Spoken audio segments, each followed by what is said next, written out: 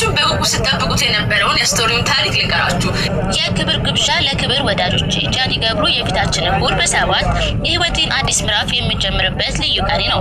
በዚህ አጋጣሚ ከቀኑ 8:30 ጀምሮ በመድኃኔዓለም ሞል 4ኛ ፎቅ በሚገኘው አዳራሽ የተዘጋጀውን የቃል ኪዳን ስነስርዓት ላይ በመገኘት የደስታ ተካፋይ እንድትሆኑ በታላቅ ክብሩና አክብሮት እጋብዛለሁ። እሁድ 8:30 ሰኔ 7 ቦሌ መድኃኔዓለም ሞል 4ኛ ፎቅ። በጣም በርካቶች ሲጠባበቁት የነበረው የአዶናይ እና የጃኒ ጉዳይ እንግዲህ ቁርጡን ሊያገኝ ቀጠሮ ተይዞለታል ማለት ነው። በቀጣይ እሁድ ሰኔ 7 በ8 ሰዓት በቦሌ መድኃኔዓለም የሰርግ የጥሪ ካርድ አዘጋጅታ እንግዲህ ጃኒ ፖስት አድርጋለች ማለት ነው። ስለዚህ ተጣልተዋል አልተጣሉም የሚለው ክርክር እሁድ የምር ሰርጋቸው የሚሆን ከሆነ ቁርጡን ያገኛል ማለት ነው። የሶሻል ሚዲያ ባህሪ እንግዲህ ይሄ ነው። ወዳጆች ኮሜንታችሁን አስቀምጡ። ጊዜ መለፍለፍ ብዙ ዋጋ ያስከፍላል። ይሄ ደግሞ ለሷ ይገባታል፣ እንደውም ሲያንሰን። ይህም የሆነበት ምክንያት እንደምታውቁት በታዋቂው ባለሀብት በጋሽ ወርቁ አይተነው ላይ ከፍተኛ የሆነ የስም ማጥፋት ዘመቻ ስታራምድ ነበር።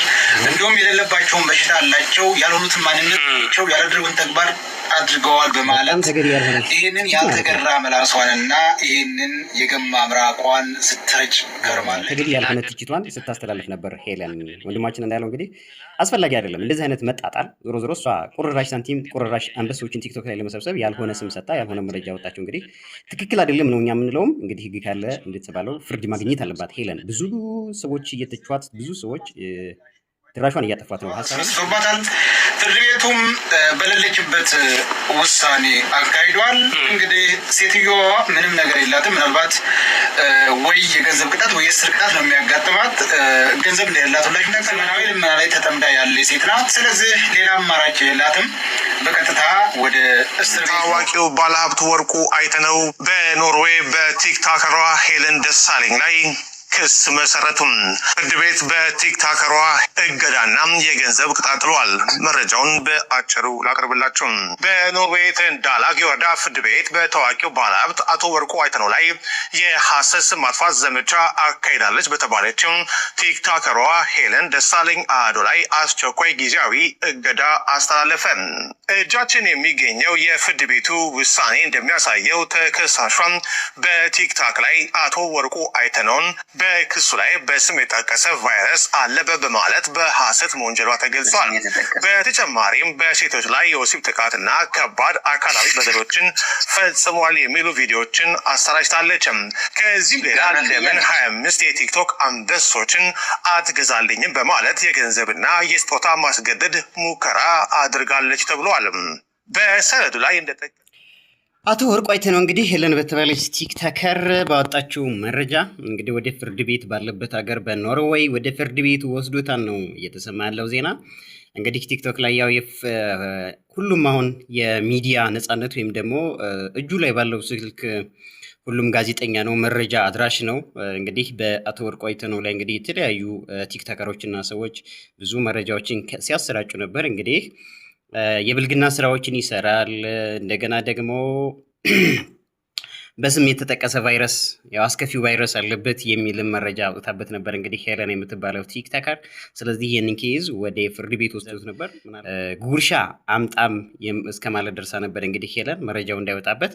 ነገር ግን ይህንን እስካላመጣ ድረስ አውጣዋለሁ ብላ መረጃውን አውጥታበት እሱም ወደ ፍርድ ቤት እንግዲህ ባለበት ሀገር ወስዶታል ማለት ነው። እናንተ ምን አሰባችሁ ቤተሰብ? እንግዲህ ቲክቶክ እንደዚህ ታዋቂ ግለሰቦችን፣ ባለስልጣናትን፣ ባለሀብቶችን የማጥቂያ አንድ ስልት ሆኗል ማለት ነው። እንግዲህ መረጃ እናወጣባቸዋለን በሚሉ ቲክቶከሮች ወይም ደግሞ ተጽዕኖ ፈጣሪ ነን በሚሉ ግለሰቦች እንግዲህ ብዙ ጉዶችን እየሰማን ነው። ስለዚህ እናንተ ስለዚህ ጉዳይ ምን ትላላችሁ? በኮሜንት አሳውቁን ማለት ነው። ምርጥ ኢትዮጵያዊ ወርቁ አይተነው ይባላል። አንቺ ለማየት ያብቃሽ። ጅምጥ ማጥሽን ያጠፋል። ዮኒማኛ እየተነገረ ያለው ወርቁ አይተነው የገንዘብ ችግር የሌለበት ነገር ግን ሄለን ቲክቶክ ላይ እንግዲህ የብር መለመኛ አድርጋ እንግዲህ ስሙን አጥፍተዋለች። ስለዚህ አቅምሽን ማወቅ አለብሽ ነው። በነገራችን ላይ ሁሉም ሰው አቅሙን አውቆ መኖር አለበት። እዚህ ጋር የሆነ ታዋቂ ግለሰቦችን፣ ባለሀብቶችን፣ ፖለቲከኞችን፣ ባለስልጣናትን በአጠቃላይ እያመጡ ይህንን መረጃ እናወጣባችኋለን፣ ይህን ያክል ገንዘብ ካላመጣችሁ እየተባለ ቲክቶክ የመለመኛ መድረክ አይነት ነገር ሲስተም ሆኗል ማለት ነው። መለመኛ በቃ ቲክቶክ ላይ አሁን ልክ እንደሄደን ማለት ነው። የሆነ ቁርጥራጭ ለማኝ ዮኒ እንዳለው ዝርማን ዝሯን ምናልባት የሚያስተዳድር አቅም ያለው ነው እንግዲህ ወልቃይቶ ነው። ቲክቶክ ላይ መለመኛ መሆን የለበትም። ወይም ደግሞ እሱ እንዳለው ፍርድ ቤት የምር ወስዶት ኬዙን ያወራቸውን ፍርድ ቤት እንግዲህ ባለችበት ሀገር የሚፈረድበትና ውሳኔ የምታገኝ ከሆነ ባለን መረጃ እናወጣለን እያሉ የሚመጡ ተራ ግለሰቦች መፈንጫ መሆኑ ደግሞ ትንሽ አስነዋሪ ነው። ለኢትዮጵያውያን ክብር የሚመጥን አይደለም። በነገራችን ላይ እንደዚህ ለሀገር ውለታ የዋሉ ወይም ደግሞ ትልልቅ ክብር ያላቸው ኢትዮጵያውያንን እንደዚህ ቲክቶክ የማንም መፈንጫ ላይ ዝም ብሎ እያመጡ ያልሆነ መረጃ እየተወራ እንደዚህ የሚደረግ ከሆነ ማንንም በክፉ ያላነሳ አማራ ስለሆነ ብቻ ስሙን ለማስጠፋት ጣራ ድረስ ሄደሻል።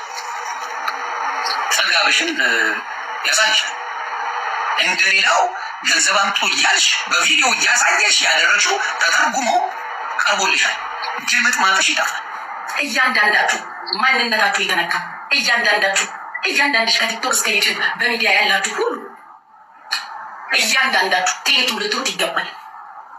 ጀግና ማለት ሱሪ የታጠቀ ቀበቶ ያሰረ ማለት እንዴት ነው? እያንዳንዳችሁ ቴሌቱ ልትሩት ይገባል። እኔ ፐርሰናሊ ህመሜም ቁስሌም እምባዬም ሁሉም ተመልሷል። ብትፈልግ ትግባ ብትፈልግ አትግባ እችን ታክል መስማቴ ሙገሳች አልፈልግም። ከረጫ ልጅ አልፈልግም። ከዛ ውጭ መሳደቡ መልሽ ማለት ከዚህ በኋላ አልመለስሽ።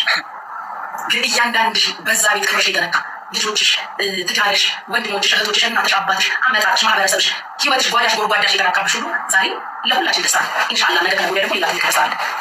ህግ የሚባለው ነገር እንዳለ ሌላውን ተውት። መታ ሰው መቀጣም መገረፉን መሰጠር ወይ ደግሞ ገንዘብ መክፈል ምናምን አለ። ህግ የሚባል እንዳለ መስማታችን ራሱ ለእኔ ትልቅ ነገር ነው። እኔ ትታሰር አይደለም ህግ የሚባል ቦታ የሚያቆማት ወንድ እንዳለ እኔ ፐርሰናሊ ቁሴ ሁላ ሄዳ እኔ ፐርሰናሊ ያስለቀስሽኝ ሁሉ ነው ዛሬ ሄዳ ይህን ሰማ እንዴት ደስ እንዳለኝ ጠዋት እኔ እንድጠነቀቀን ሰዎች እንደከሰሱኝና እንደምታሰር ምናምን ስታወሪ ሰምቶ ልጆች ሲልኩልኝ ነበር። ጠዋት ለእኔ ከመኝታሽው ስታወሪ ጠዋት ተሳስቻለሁ ጋይስ ልጆች በውስጥ ሲልኩልኝ ነበር። ሁለት ሰዎች ከሰውሻል ምናምን እያልሽ ስታወሪ ነበር። ለኔ ስለኔ ያወራሽ ነበር። ያ ሰማሽ እንግዲህ ልጆች ሲልኩልኝ ነበር። እኔ መከሰሴና እንደምታሰር ከኔ ጋር ያለው ከሁሉም ይበልጣል። እኔ የሰማችሁት ምን ወደ ሌላ ዋት የሆነ ሰው እኮ ቴሌግራም ላይ እኮ ጽፎልኛል። የሆነ ሰው ከዛ የሆነ ሰው ቴሌግራም ላይ ጽፎልኝ አላም ነው መቼ ምን ይፈልግ ጌታ ቦርድሽ አንበቢ እሺ ፍቅርሽ ነገር ይመጣ አንቺንም አንቺ የሚያመልጠኛል እስኪ ጌታ እኔ ማለት ነው ሞተሳ ልጆችን ስነልቦና አፌክት የሚያደርግ ነገር እንድናገረው ፌር ነው ውዶቼ። እሷ ገንዘብ ልትሰራ ልጆች ቅስማቸው ይሰራል። ለሰውም ገንዘብ ካላመጣክ ብላ አባታቸው ትላልቅ ልጆች ናቸው ሴቶችን ይገርፋል። ኤችአይቪ ፖዚቲቭ ነው። ሄለን ላይ ቲክቶከሮች ሌሎች ቲክቶከሮች ደግሞ እጅግ በጣም ከፍተኛ ተቃውሞ እያሰሙባት ነው። በነገራችን ላይ ገንዘብ እንሰራለን ተብሎ እንዴት ተባለው ስለ አንድ ግለሰብ ያልሆነ ወሬ የፍልስፍና ወሬ ቤተሰብ አለ የሰውዬ እንደተባለው ትዳር አለው ብዙ ዘመዶች አሉት።